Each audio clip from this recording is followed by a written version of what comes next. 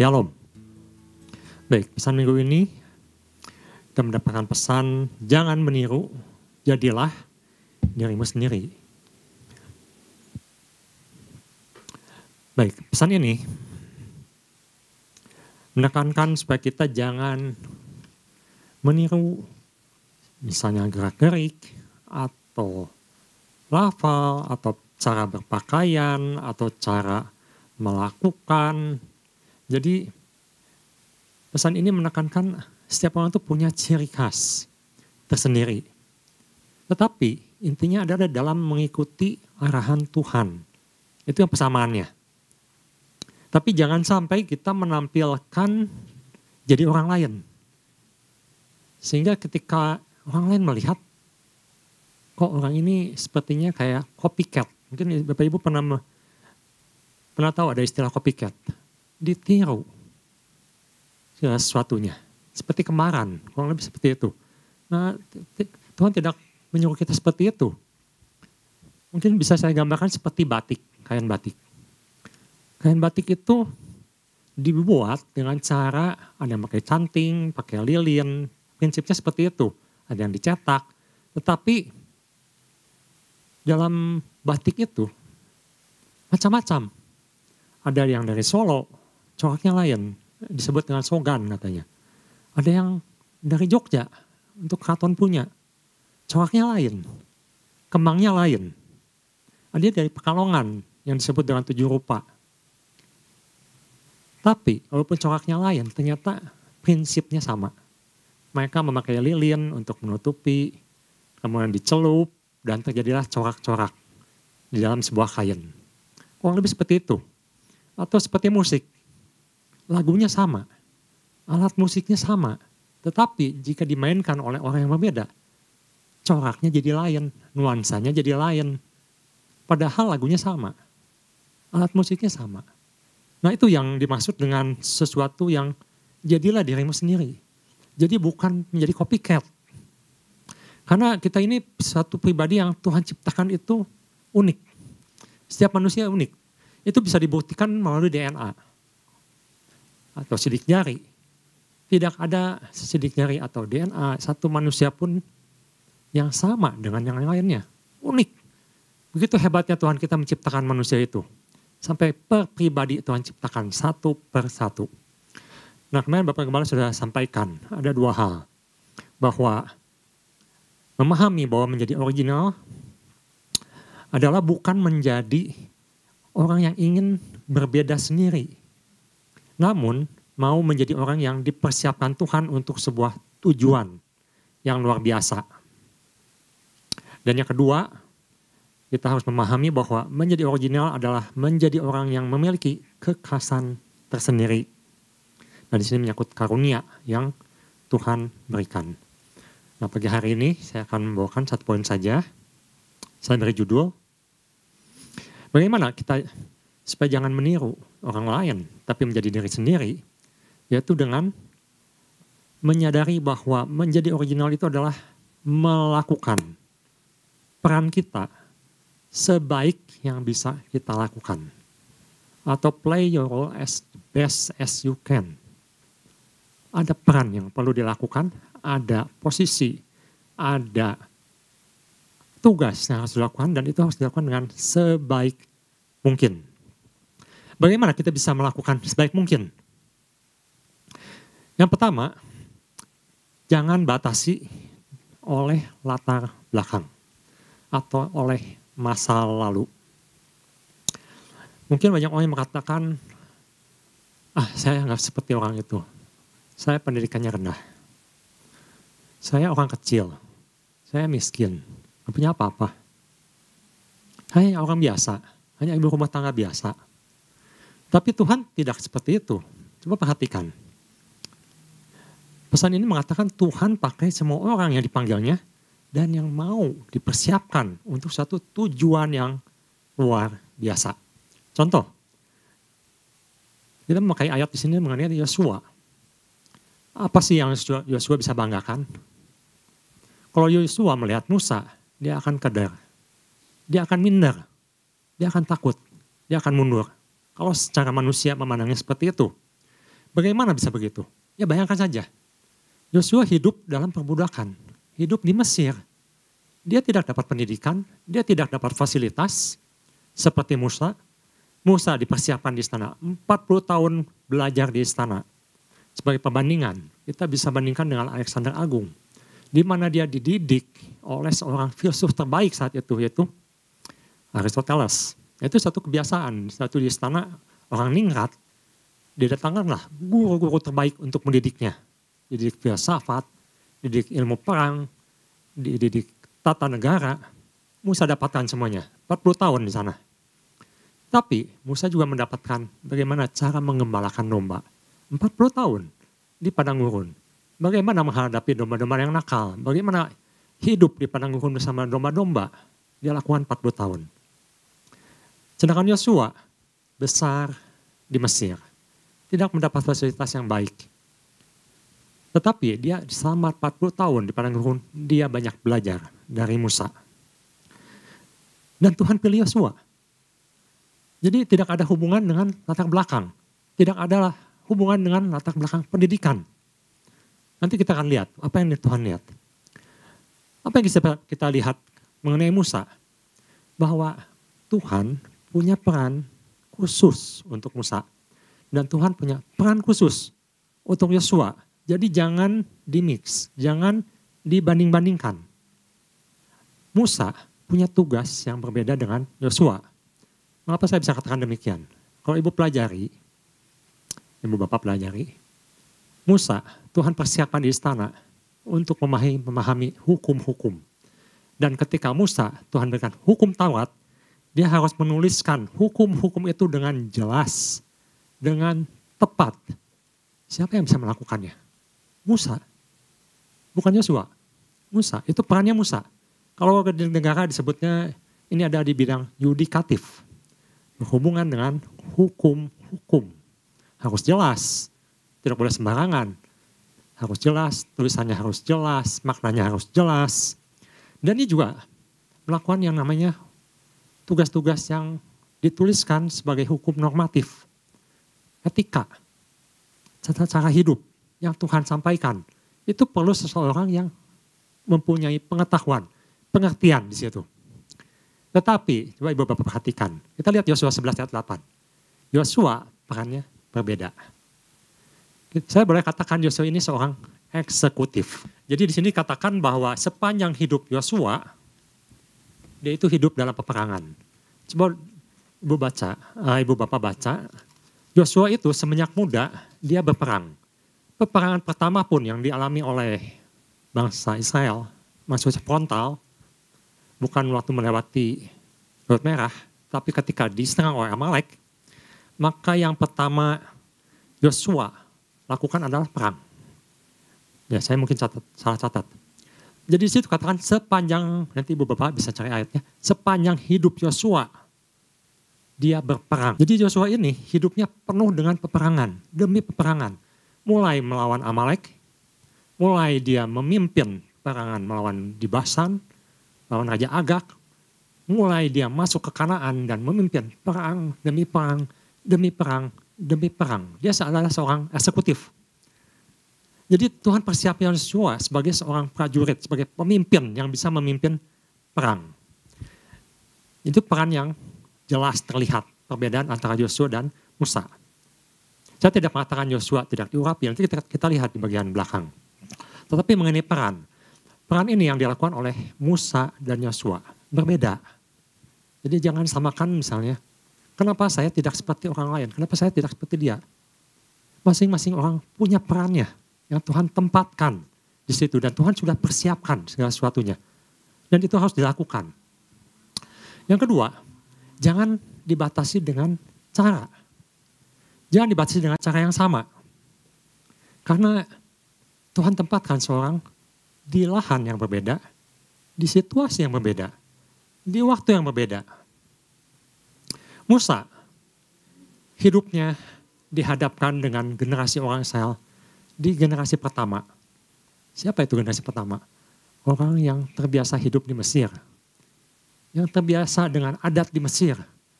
Yang terbiasa dengan menyembah dewa-dewa di Mesir. yang terbiasa menjadi budak. Pikiran budak, tingkah lakunya seperti budak, dikit-dikit bersungut-sungut, bandel, tegak tengkuk, kerjanya menyalahkan orang lain. Percis seperti yang dia lakukan di Mesir. Suatu generasi yang sangat-sangat susah diatur. Itu bagian Musa. Menghadapi bangsa seperti mengembalakan domba yang nakal, domba yang bandel, domba yang tidak bisa digembalakan. Tetapi Yosua diberikan memimpin untuk satu generasi yang baru. Generasi kedua, generasi yang sudah lebih siap perang, generasi yang mengalami anugerah Tuhan di padang gurun, generasi yang merasakan pemeliharaan Tuhan, mujizat Tuhan. Dan tantangannya berbeda. Generasi ini, tantangan pertama dihadapi di Peor. Bukan masalah musuh yang besar, musuh yang kuat, mereka udah siap berperang. Tapi mereka punya tantangan yang lain. Salah satunya adalah menghadapi wanita-wanita. Itu terjadi di Peor. Suatu generasi yang tantangannya berbeda. Dan tantangan mereka adalah menjajah atau masuk ke Kanaan, menghancurkan Kanaan sesuai dengan perintah Tuhan. Berperang. Jadi cara penanganannya beda. Situasinya beda. Tanggung jawabnya beda. Kalau kita batasi dengan cara, maka kita tidak bisa melakukan peran kita seperti yang Tuhan sudah tetapkan, yang sudah Tuhan tempatkan. Misal, Daud dengan Simson berbeda. Simson Tuhan berikan kekuatan pribadi. Di mana dia punya kekuatan dengan satu kali pukulan orang bisa mati. Dan dia buktikan ketika melawan orang Filistin. Dia pakai cumara hangkeladei. Dia pukul 1000 orang. Mati. Dalam satu hari. Tapi Daud berbeda. Dia pakai umban. Dia pakainya ketepel. Dia pakainya tongkat. Itu yang dia lakukan sehari-hari. Dan dia bisa kalahkan Goliat. Pahlawan yang besar, yang kuat, yang gagah, yang hebat. Apakah Daud hendak meniru Simson? Dia coba pukul Goliat itu. Tidak bisa. Cara Daud yang Tuhan pakai beda dengan cara Simson. Bahkan Gideon hanya pakai buyung, pakai obor. Cuman pakai sangkakala. Cuman dengan 300 orang. Dia bisa kalahkan. Karena Tuhan yang pimpin, karena dia mau dipimpin. Dan ini juga terlihat di para nabi-nabi. Saya sempat bandingkan antara Elisa dengan Elia. Ini ada dua tokoh yang karakternya sangat berbeda sekali. Sangat berbeda. Elisa ini orangnya cepat naik darah. Begitu ada anak kecil menghina dia, disebut botak. Langsung dia kutuki, mati anak itu. Wah, sumbu pendek rupanya Elisa ini. Tapi Elia beda. Ini banyak berhubungan dengan raja-raja. Dia menegur Raja Ahab waktu itu. Dia fungsinya lebih nasional, lebih besar di masa Israel. Elisa lebih banyak berkecimpung dalam dunia kenabian. Dia membuat sekolah nabi, mendidik para nabi. Dia berhubungan dengan raja tetapi dia tidak langsung terjun dalam hal-hal yang menyangkut pemerintahan raja. Jadi fungsinya berbeda, Elia dan Elisa beda. Dan mujizat-mujizat pun yang dilakukan beda. Elia bisa memanggil hujan. Tuhan bahkan dicatat di Perjanjian Baru. Elia, orang biasa, dengan iman, bisa mendatangkan hujan. Dan Tuhan berkenan padanya. Tapi Elisa, sesuatu yang lebih mikro. Bagaimana dia bisa mengapungkan kapak yang masuk dalam danau. Bagaimana dia bisa membuat mujizat minyak yang tidak berkesudahan. Masing-masing punya cara, masing-masing punya lahan. Tidak bisa dicampur aduk. Jadi jangan dibatasi latar belakang, jangan dibatasi dengan cara. Latar belakang berbeda, cara bisa berbeda. Nah di sini ada kuncinya. Mari kita lihat di Ulangan pasal 34 ayat 9 dan ini adalah ayat utama yang akan kita pelajari hari ini. Kita lihat di Ulangan pasal 34 ayat 9. Dan Yosua bin Nun penuh dengan roh kebijaksanaan. Sebab Musa telah meletakkan tangannya ke atasnya. Sebab itu orang Israel mendengarkan dia dan melakukan seperti yang dipintakan Tuhan kepada Musa. Nah, perhatikan di sini. Yosua bin Nun penuh dengan roh kebijaksanaan. Roh kebijaksanaan ini di dalam bahasa Ibrani adalah hokmah. Apa itu hokmah? Hokmah ini banyak sekali dituliskan dalam Amsal. Atau kita kenal dengan wisdom atau hikmat. Bagaimana seorang bisa mendapatkan hikmat seperti Yosua? Penuh dengan hikmat Tuhan. Amsal 1 ayat 7 mengatakan, permulaan hikmat atau hokmah itu adalah takut akan Tuhan. Apa sih takut akan Tuhan? Takut akan Tuhan itu adalah hormat kepada Tuhan, mendengar firman Tuhan, melakukan firman Tuhan. Itu yang dimaksud dengan penuh dengan roh kebijaksanaan. Yosua hormat kepada Tuhan. Dia kagum kepada Tuhan. Dia ingin dekat Tuhan. Yosua mendengar apa yang diperintahkan Tuhan. Waktu itu malaikat Tuhan diutus untuk mengarahkan Yosua. Dia dengar. Dia dengar sungguh-sungguh. Dan dia melakukan perintah Tuhan itu. Firman Tuhan itu. Penuh dengan roh kebijaksanaan. Ini adalah satu kunci di mana Yosua sebagai orang yang mungkin waktu itu dipandang hanya sebagai pembantu Musa dengan latar belakang Buddha bisa penuh dengan roh kebijaksanaan. Karena Tuhan sendiri yang memberikannya. Dan di sini katakan, sebab Musa telah meletakkan tangannya ke atasnya. Ada urapan Tuhan turun atas Yosua. Diurapi Tuhan lewat penumpangan tangan, lewat Musa. Dan ini juga dilakukan oleh Paulus kepada Timotius. Paulus katakan pada Timotius, kobarkanlah talentamu, kobarkanlah kemampuanmu, kobarkanlah pelayananmu lewat penumpangan tanganku atasmu. Jadi ada urapan Tuhan yang turun. Jadi ada dua hal di sini yang ditekankan. Hikmat Tuhan, roh kebijaksanaan, dan urapan Tuhan, urapan Roh Kudus. Kedua hal ini yang membuat Yosua mampu melakukan perannya dengan tepat seperti apa yang Tuhan mau. Bagaimana seorang bisa melakukan peran atau fungsi seperti yang Yosua lakukan seperti ini? Kita lihat di 1 Korintus pasal 12. 1 Korintus pasal 12, ini kalau Ibu Bapak punya Alkitab yang masih fisik, di situ judulnya adalah, judul perikopnya adalah rupa-rupa karunia, tapi satu roh.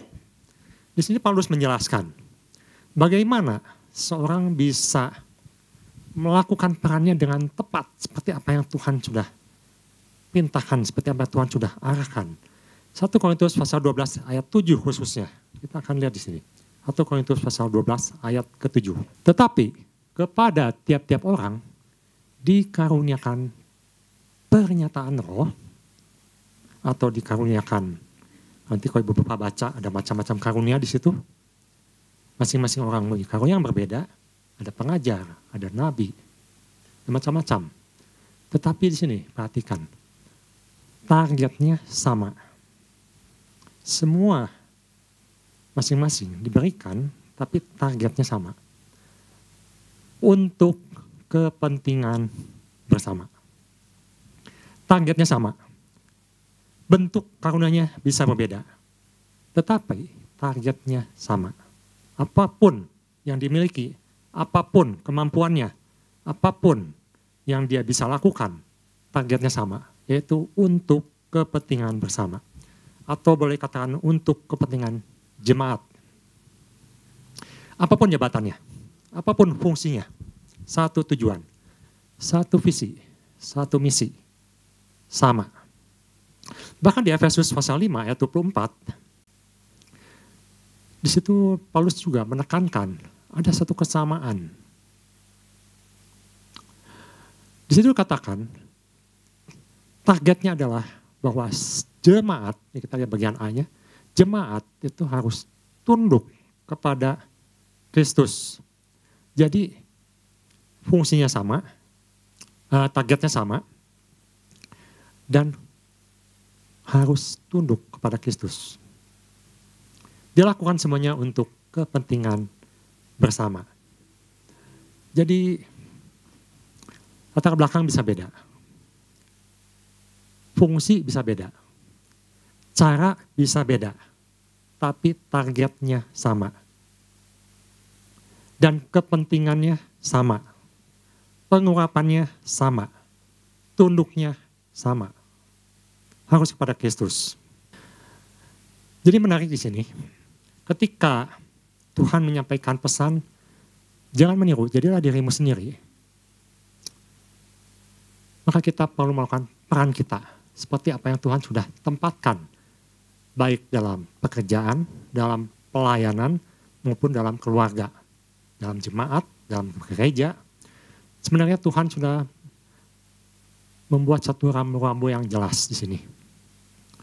Dimana kita, yang pertama jangan dibatasi oleh masa lalu.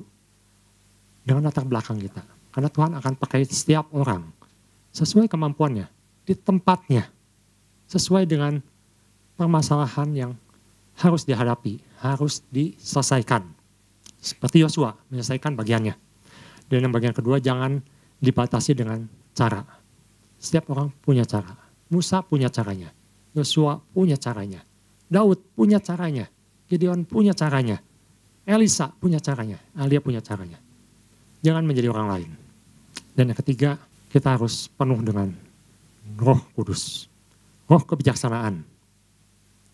Dengan urapan Tuhan. Maka kita bisa melakukan seperti apa yang Tuhan arahkan. Di mana dalam satu jemaat kita harus fokus pada kepentingan bersama. Tunduk kepada Kristus. Dan dalam keluarga, biarlah suami melakukan perannya.